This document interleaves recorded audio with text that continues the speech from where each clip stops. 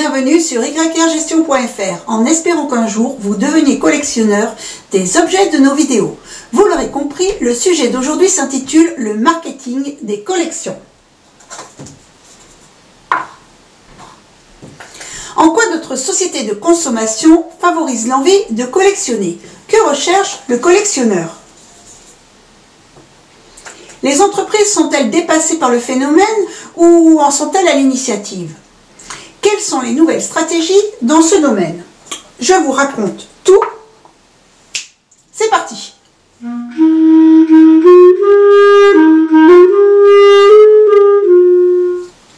En premier lieu, parlons de la tendance accumulatrice de notre société de consommation. La confrontation des individus avec un nombre de plus en plus important de biens manufacturés constitue une invitation à la collection. Le collectionneur perçoit qu'il a, à travers les biens marchands qu'on lui propose, une possibilité de construire petit à petit une série. Au-delà de l'entassement ou de l'abondance, les objets s'organisent naturellement en panoplie ou en collection. Presque tous les magasins d'habillement et d'électroménager offrent une gamme d'objets différenciés, mais finalement qui s'entrecroisent et finalement se déclinent indissociables les uns des autres. Sachez aussi qu'il existe un caractère social de la collection. Il est reconnu que le collectionneur cherche à combler un manque affectif. La collection le remet au centre du réseau social par différents moyens. Tout d'abord, de ce jeu de séduction qu'est la quête de la collection, émerge une gratitude envers le commerçant lui-même et une reconnaissance mutuelle du savoir-faire de l'autre. Les passionnés se rencontrent dans des réseaux, des associations. Qui ne connaît pas un collectionneur d'ouvrages déclarant qu'il achète les livres de cette série, non pas pour les lire, mais pour les avoir tous? Encore un autre exemple. Pour aider les collectionneurs à compléter leur série, la célèbre entreprise Amora a créé un forum d'échange tout simplement sur son site internet.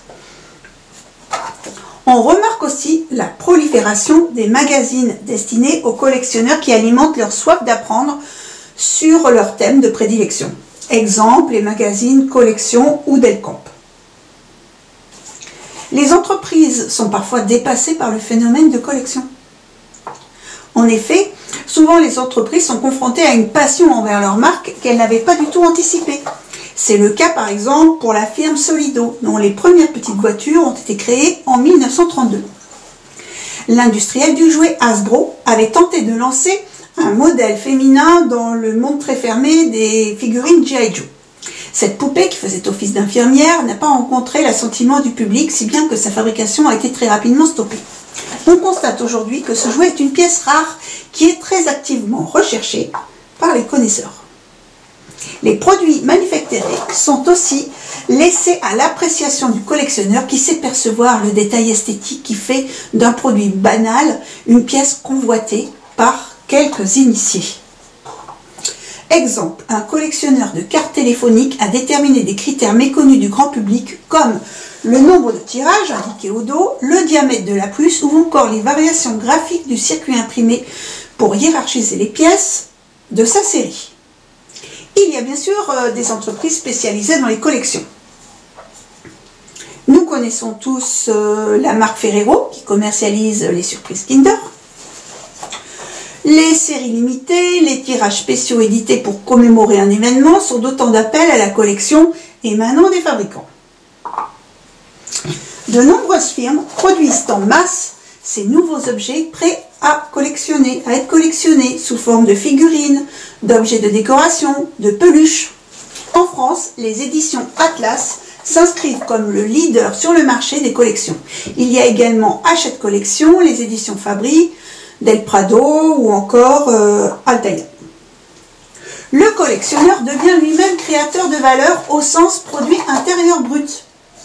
Le passionné devient en quelque sorte un producteur de sens puisqu'il fait bénéficier le produit d'une seconde existence par la récupération. Ici, la consommation du produit n'est plus un acte de destruction mais un processus de création de valeur. Il existe un nouveau phénomène, la collection capsule. Dans l'univers de la mode, une collection capsule désigne une ligne de vêtements, généralement composée de seulement quelques pièces en édition limitée. Ces créations sont souvent le fruit d'une collaboration entre deux marques, d'une griffe avec un créateur ou un grand nom de la mode. Aujourd'hui, les influenceurs et célébrités de tout horizon sont de plus en plus demandés pour réaliser ces collections.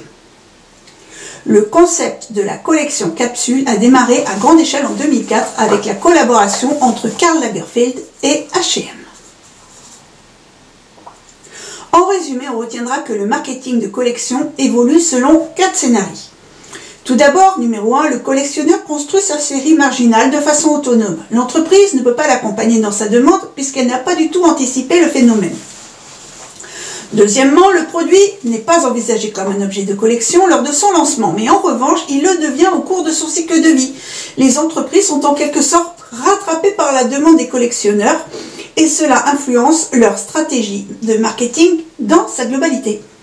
Troisièmement, le produit est au départ développé dans une logique de série qui provoque un sentiment de frustration chez le consommateur qui a perçu l'incitation à la collection. Le produit est positionné sur le marché comme un objet de collection. Pour favoriser l'engagement du collectionneur dans ce processus reposant souvent sur de long terme, les premiers objets de la série sont proposés à un prix modique. Enfin, le marketing de collection a 4 facettes. Première facette, des étapes à franchir. Cela consiste à concevoir la collection comme une série d'étapes à atteindre au travers de l'achat des différents éléments. Le concepteur pimente également la quête des objets en créant parfois des situations de pénurie, comme dans les séries Magic Pokémon où il y a une chance sur 100 de posséder une carte rare. Deuxième facette, l'artefact. Les produits sont reconnus avec des qualités esthétiques et pédagogiques, et la facture est soignée.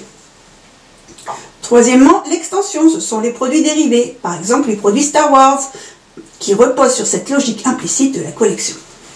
Et enfin, dernière facette, les cadeaux. La collection devient ici en quelque sorte une gratification récompensant l'achat d'un produit.